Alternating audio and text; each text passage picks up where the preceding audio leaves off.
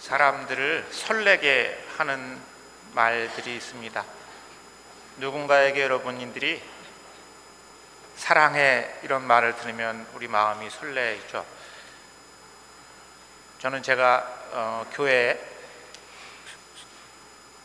학생회 시절에 저희 학생회 선생님 한 분이 마틴 루터킹 목사님 이야기를 하면서 마틴 루터킹 목사님의 설교 I have a dream today 이렇게 시작되는 그런 내 설교, 내가 조지아 언덕에서 백인 소녀와 흑인 남자아이가 손에 손을 잡고 있는 그런 날을 나는 꿈꾼다. 그런 그 마틴 루터킹 목사님의 설교를 들으면서 마음이 설렜던 기억이 있습니다. 저희가 루가복음 예수님께서 메시아 취임사라고 하는데 예수님께서 처음 공생애를 시작하시면서 나는 묶인 사람들에게는 해방을, 눈먼 사람에게는 눈뜨임을, 주님께서 주신 은총의 해, 희년을 선포하시는 그 말씀을 들을 때도 마음이 설렜던 기억이 납니다. 오늘 저희가 들은 이 복음은 하느님 나라 비유에 대한 이야기입니다. 하느님 나라가 어떤 나라인지를 예수님께서 말씀하시는 비유이죠. 오늘 비유는 주인이 먼 길을 떠나면서 자기의 재산을 종들에게 맡기는 이야기로 시작됩니다. 혹시 이 가운데 내가 가진 재산을 누구한테 맡겨본 경험이 있습니까? 그것도 전 재산을, 내가 가진 전 재산을 누구에게 맡긴다고 하는 것은 그 사람을 향한 아주 전적인 신뢰가 없으면 불가능한 일입니다. 오늘 복음의 첫 번째 메시지는 주인은 누구겠어요? 하느님께서 당신이 가진 모든 것, 그 중에서도 당신의 외아들을 우리를 위해서 세상에 보내셨죠. 누군가의 여러분들이 다 자녀를 가지고 계신 분은 알겠지만 그것도 하나밖에 없는 자녀를 누군가를 위해서 내어준다고 하는 것은 쉬운 일이 아니죠. 하느님께서는 자신이 가진 모든 것을 종들을 위해서 내어주시고 맡기셨습니다. 오늘 비유는 바로 그 하느님께서 주신 우리를 향한 신뢰, 종들을 향한 신뢰와 사랑의 이야기고, 다른 한편으로는 대단히 위험한 모험에 관한 이야기입니다. 주인은 재산을 종들에게 맡기면서 아무런 요구도 하지 않습니다. 다시 얘기하면 그것은 하느님께서는 우리에게 모든 것을 내어주셨지만 우리에게 어떤 요구도 하지 않으십니다. 우리에게 전적으로 자유를 주셨습니다. 그 사랑을 받은 우리가 어떻게 살지는 우리가 선택해야 합니다. 오늘 비유를 들으면서 성경을 듣는 독자들은 왜 주인은 마지막으로 가장 적은 돈을 준 셋째 종에게 그렇게 냉정하게 대하셨을까? 왜 그렇게 바깥 어두운 곳에 내쫓아라 이렇게 말하면서 책망하시고 계실까 하는 주인의 불공평함과 냉정함에 대한 의문을 갖게 됩니다. 그런데 오늘 주인이 각 종들에게 맡긴 그 달란트, 한 달란트는 오늘 돈으로 환산을 하면, 저는 어느 자료에서는 9억이라고 그러고 어느 자료에서는 6억이라고 그러고, 제가 그 돈을 환산하는 사람은 아니니까. 근데 최소한 그게 5억에서 6억 정도에 해당하는 한 달란트는, 우리가 한 데나리온 그러면 그것은 하루 노동자들의 품삯이에요. 근데 한 달란트 그러면 그거는 굉장한 돈입니다.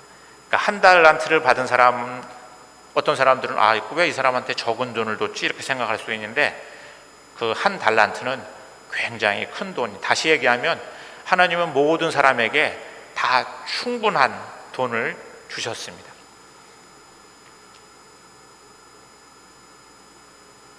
그런데 예수님께서 오늘 주인의 관심은 내가 준 그 달란트를 가지고 이 사람이 얼마나 더 많은 돈을 벌었지 하는 것에 대한 관심을 가지고 있지는 않은 것 같습니다. 왜냐하면 예수님께서 5달란트를 가진 사람에게 준 돈, 또 2달란트를 가지고 준 사람들이 칭찬을 하는데 5달란트를 가지고 10달란트를 만든 사람을 더 칭찬하지는 않으세요. 똑같이 칭찬하십니다. 너는 참 착하고 충성스러운 종이다. 그러니 내 아버지의 나라에 와서 기쁨을 마음껏 누려라. 그렇게 이야기하고 있죠. 2달란트를 받은 사람에게도 똑같은 칭찬을 하시고 있습니다. 그러니까 다시 얘기하면 우리는 종종 그렇잖아요. 왜 나는 요것밖에 없을까? 이렇게 생각하는데 이것을 여러분들은 지금 돈이라고 생각하지 마시고 여러분이 가진 재능이라고 한번 생각해 보세요. 아니면 여러분이 가지고 있는 사랑의 크기라고 한번 생각해 보세요. 근데 어떤 사람은 순교자 같은 사람 그런 성인들도 있지만 우리들이 다 그렇게 순교자가 될 수는 없어요. 어떤 사람은 그런 순교자의 삶으로 부름받은 사람이 있고, 우리 어떤 사람들은 정말 일상의 순교를 하면서 살아가도록 부름받은 사람이 있어요. 그렇죠? 우리들은 다 다르게 부름받았습니다. 그래서 그것을 가지고 비교할 필요는 없습니다. 하나님은 다 우리를 고유하게 사랑하시고 고유한 사람으로 부르셨기 때문입니다. 중요한 것은 우리가 받은 그 달란트를 이렇게 사용하지 않는 것이죠. 이 오늘 책망을 받고 있는 이 마지막 종의 잘못은, 첫 번째 잘못은 뭐냐면 주인이 어떤 사람인지를 몰랐습니다. 주인을 무서운 분으로 알았다, 그렇게 얘기하잖아요. 주인은 종들을 무한히 신뢰하는 분이심에도 불구하고 우리에게 모든 것을 다 맡기는 그런 사랑과 신뢰를 우리 향해서 줬는데, 이 종은 주인을 무서운 사람으로 알았습니다. 그래서 혹시 내가 잘못하면 크게 낭패를 볼 거야. 그래서 땅속에 돈을 묻어 두었죠. 두 번째는 자신에게 맡겨진 것이 무엇인지를 몰랐습니다. 그래서 그것을 그냥 땅속에 묻어두고 말았습니다. 실은 주인은 자신이 모든 것을 그 종에게 내주는 위험을 감내한 것처럼 이 종도 그 위험을 감내하고 그것을 누군가와 나누기를 바라셨지만 종은 그렇게 하지 않았습니다. 그래서 종은 주인을 신뢰하는데도 실패했고 주인을 닮는데도 실패했습니다. 비유에 비춰볼 때 우리는 이 달란트를, 저는 이미 말씀드렸지만 저는 이 달란트가 사랑이라고 생각합니다. 우리들에게 다 하느님은 자신의 외아들을 우리에게 내어주는 사랑으로 자신의 모든 사랑을 우리에게 부어주시고 우리를 사랑으로 빚으셨어요. 그래서 실은 우리도 그 사랑을 사람들과 나누기를 바랬지만 종은 그 사랑이 하느님으로부터 온 것인 것을 몰랐습니다. 우리는 자주 두려움 때문에 그 사랑을 꽁꽁 땅속에 묻어둔 채 살아갑니다. 이 얘기는 실은 종의 이야기지만 동시에 우리들을 향한 이야기이기도 합니다. 우리들이 받은 그 소중한 것이 어디로부터 왔고 우리가 그것을 어떻게 다루어야 할지를 모르고 살아가는 사람들을 향한 이야기입니다. 저는 한동안 청년들하고 한 7년을 같이 살은 적이 있습니다. 그때 청년들하고 우연히 같이 살게 됐는데 그 당시는 청년들의 주택 문제가 굉장히 심각했습니다. 그래서 지옥고, 그래서 지하방, 옥탑방, 고시원에 사는데 그것도 적은 돈을 내고 사는 게 아니에요. 그러니까 청년들은 학자금을 대출받아서 공부를 하고 대학을 졸업했지만 자기가 받은 학자금 대출 갚아야 되고 또 방세를 그 지옥고에 살아도 한 달에 30-40만 원의 돈을 최소한 내야 되고 좋은 고시원은 60만 원 정도 돈을 내야 돼. 좋은 데 들어갈 수가 있어요. 그러니까 정말 청년들의 주택 문제가 아주 심각했던 적이 있습니다. 그래서 그때 우연히 제가 그 청년들한테 이끌려서 청년들 주거 문제를 어떻게 해결할 수 있을까 하는 고민을 하다가 제가 그런 세상을 청년들한테 물려준 기성세대들이 조금 이 청년들의 어려움을 같이 나눠야 된다 이렇게 생각해서 그때는 저는 터무니 있는 집 이런 이름을 딴 사람이 썼어요. 근데 이런 그런 거였어요. 왜냐하면 제가 그 작은 개척교회를 할 때 청년들하고 집을 만들 때 우리 교인들이 6천만 원 정도를 출자를 해줬어요. 돈을 기부한 게 아니고 1년에서 2년간 우리한테 이렇게 출자를 해주면 그 돈을 모아서 청년들의 전세를 만들고 청년들은 거기 들어와 살면서 저렴한 돈으로 사는 거예요.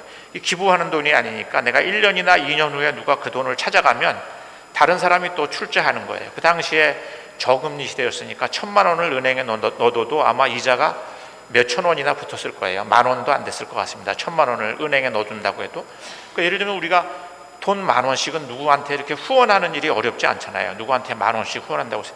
그런 마음으로 우리한테 1,000만 원, 500만 원, 2,000만 원 출자를 해주면 우리가 그 돈을 모아서 청년들의 전셋집을 만들겠습니다.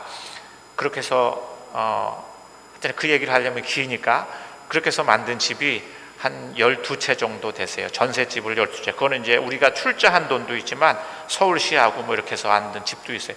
그래서 그 집에 사는 청년들은 한 달에 한 15만 원에서 20만 원을 내면, 저랑 같이 살던 청년들은 한 달에 20만 원 내면 먹고 자는 문제가 다 해결이 됐어요. 생활비까지 다 해결이 됐죠. 그러니까 청년들에게 그냥, 청년들이 저한테 무슨 얘기를 하냐면, 신부님 우리한테는 숨 쉴 틈이 없어요.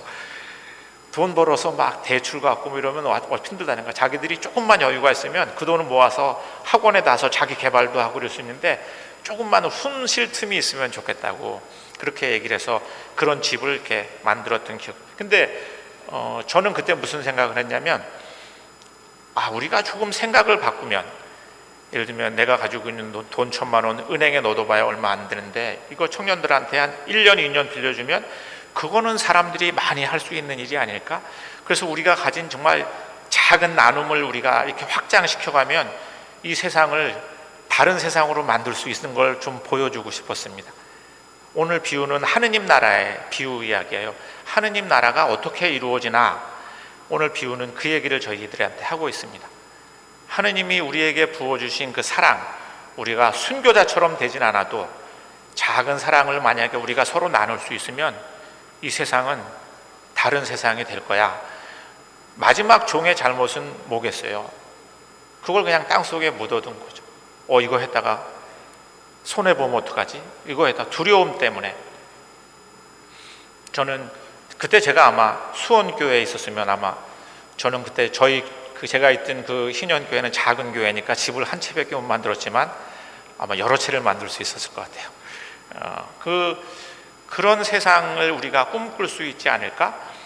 저는 오늘 저희가 읽은 모든 성서 본문들은 우리는 청지기들이다. 우리가 봉헌할 때마다 그러잖아요. 모든 것은 하느님께서 주신 것이기에 우리가 받은 것을 하느님께 바칩니다. 이렇게 기도하는데 말로만 기도하는지 몰라요. 그죠? 그렇다고 해서 우리 재산을 다 내려놓는 거 아니에요? 나에게 주어진 것이 하느님이 주신 것이구나. 이렇게 만약에 믿는다면, 그리고 그것을 우리가 나눌 수 있다면, 교회를 위해서만이 아니라 세상을 위해서 나눌 수 있다면 이 세상은 다른 세상이 될 거다. 그렇게 되면 이 교회를 보고 저기가 하느님 나라야. 저 사람들이 하는 일이 하느님 나라를 만드는 일이야. 이렇게 사람들이 믿고 신뢰하고 이 교회 속에서 교회 공동체를 통해서 희망을 발견하지 않을까, 이런 생각을 해봅니다. 오늘 우리 교회는 오늘부터 이렇게 한 달을 청지기를 묵상하면서 지내려고 합니다. 그래서 아마 여러분들이 받은 주보에는 이렇게 서약하는 게 있을 거예요. 제가 보니까 수원교회는 그런 걸 전통적으로 안 했다고 그러더라고요. 근데 저는 오늘 우리 교우님들이 꼭 한번 저는 이 수원교회를 통해서 정말로 그런 하느님 나라를 이렇게 경험하고 또 하느님 나라를 세상에 보이는 그런 일을 해보고 싶은 마음이 있습니다. 거기에는 물론 이제 봉헌 서약도 있어요. 봉헌 서약을 하는 거는 우리가 내년에 어느 정도의 봉헌금이 들어올까? 그러면 교회 위원님들은 그걸 가지고 예상을 하면서 예산 계획을 세워요. 내년에 우리가 이런 선교도 하고 이런 선교도 하고 교회를 이렇게 운영해야지 하는 예상을 할 수 있으니까, 그죠? 그래서 아마 봉헌 서약을 합니다.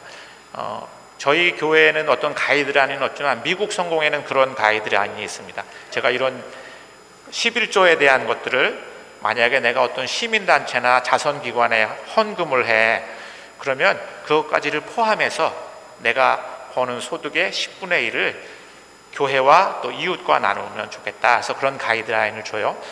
또 하나는 저희는 그 재물만이 아니라 우리가 가지고 있는 은사, 재능, 그것이 나누어지는 것. 저는 이번 2호 서약운동은 우리 남부교무구에 있는 모든 교회들이 함께 합니다. 우리 교회에는 훌륭한 성가대원이 있어. 그래서 예를 들면 공연을 할 수 있는데 어떤 교회는 성가대가 없어서 그런 좋은 공연을 할 수가 없어. 그러면 우리 성가대원 중에 누가 나 어디 가서 내가 어느 어려운 교회 가가지고 내가 뭐 독창으로 노래를 해주는 공연을 해줄 수 있어. 그러면 그 교회는 그분을 이렇게 도움을 청할 수 있겠죠. 그죠? 교회들 사이에서도 서로 이런 은사가 교환되고 우리 안에서도 나는 할 수 있는 게 별로 없어 이렇게 생각하지 모르지만 제가 언젠가 한번 말씀드렸죠. 우리 어르신들은 나는 외로운 친구한테 난 전화해 줄 수 있어. 일주일에 한 번씩. 그것도 아주 훌륭한 봉사. 나는 직장 때문에 시간이 너무 바빠서 봉사할 시간이 없어. 그런 사람들은 직장에서 할 수 있는 봉사를 쓰시면 돼요. 내 마을에서, 내가 가정에서 할 수 있는. 우리는 아까 제가 말씀드렸지만 난 가진 게 없어 이렇게 말해. 우리 하나님께서는 우리에게 다 충분히 주셨어요. 뭐든 할 수 있는 것들을. 제가 예전에 타임뱅크 운동 얘기할 때 했던 전신마비가 된 한 친구는 손가락만 움직이는 친구는 누군가를 위해서 타이핑을 했어요. 내가 1시간 타이핑을 하면 누군가에게 내가 1시간 또 봉사를 받을 수가 있어요. 이렇게 실은 봉사가 나누어지면 우리 안에서 우리가 하나야, 우리가 남이 아니야, 이런 걸 경험할 때 우리는 거기서 실은 하느님 나라를 경험합니다.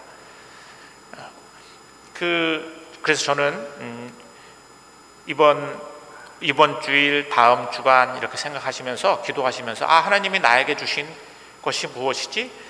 하는 것들을 생각하면서 아주 작은 봉사, 내가 전화를 할 수 있거나 아니면 아침에 내가 직장에서 누구에게 차를 한 잔 갖다 주는 거나 할 수 있는 일은 많죠. 내가 조금만 생각하면 오늘 종은 왜 필요한 사람한테 내가 너한테 맡긴 돈을 필요한 사람들한테 빌려주지 않고 너 그냥 그거 땅에 묻어뒀어. 그게 죄, 그게 우리의 실패죠. 근데 우리가 그걸 나누겠다고 마음을 먹으면 작은 것이라도 그러면 우리 안에 굉장한 다른 놀라운 일들이 저는 생길 거라고 믿습니다. 그 하느님 나라를 우리 수원교회가 공동체 안에서 이루고 우리가 세상에 나가서 누군가와 나누면서 저기를 통해서 하느님 나라가 확장되고 번져가고 있구나 하는 것들을 내년 우리 선교의 중요한 목표로 삼고 여러분들이 함께 동참해 주시기를 성부와 성자와 성령의 이름으로 말씀드렸습니다. 니케아 신경으로 우리의 믿음을 고백합시다. 우리는 믿나이다.